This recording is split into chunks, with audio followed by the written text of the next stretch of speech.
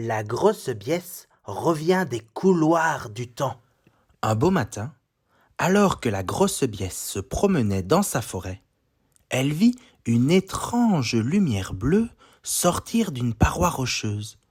Curieuse, elle s'approcha pour y glisser une patte. À peine avait-elle mis une griffe dans le trou que la dragonne fut aspirée et traversa un étrange tourbillon de lumière qui lui fit perdre connaissance. À son réveil, la grosse biesse tapa le haut de son crâne sur une surface dure.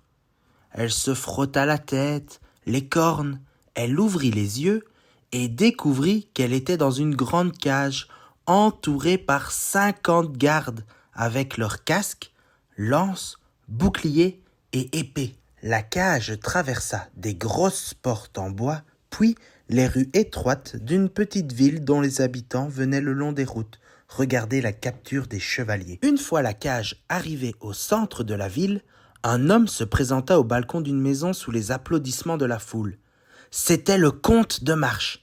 Il avait ordonné la capture de la grosse biesse afin de protéger les habitants. À ces mots, la dragonne comprit que la lumière bleue l'avait propulsée au Moyen-Âge, au temps des châteaux forts et des chevaliers, quand les humains n'étaient pas encore devenus ses amis. Face à la colère de la foule, elle savait que discuter ne servait à rien. Elle rassembla donc toutes ses forces et fracassa le plafond de sa prison.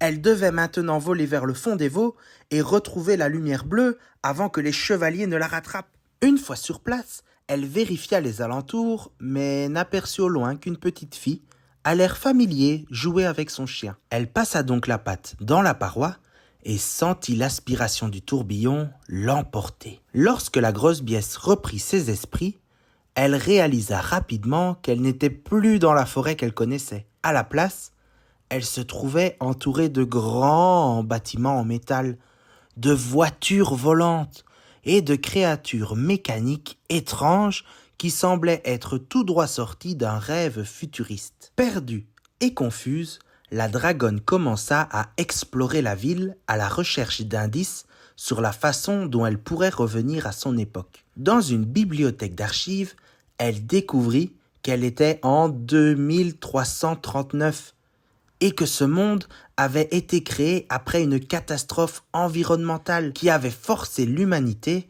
à se tourner vers la technologie pour survivre. Mais, en poursuivant sur cette voie, les humains avaient perdu leur connexion avec la nature et avec leurs émotions.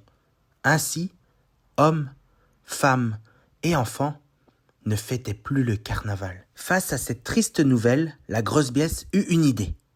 Elle alluma la musique et démarra un défilé dansant dans les rues métalliques.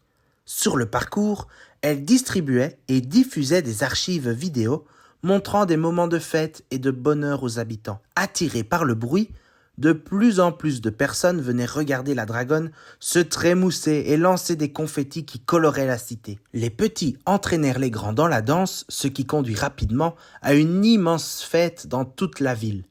Après cette journée d'amusement, il était temps pour notre grosse biesse de rentrer chez elle. Les habitants remercièrent leur nouvel ami et lui promirent de relancer le carnaval.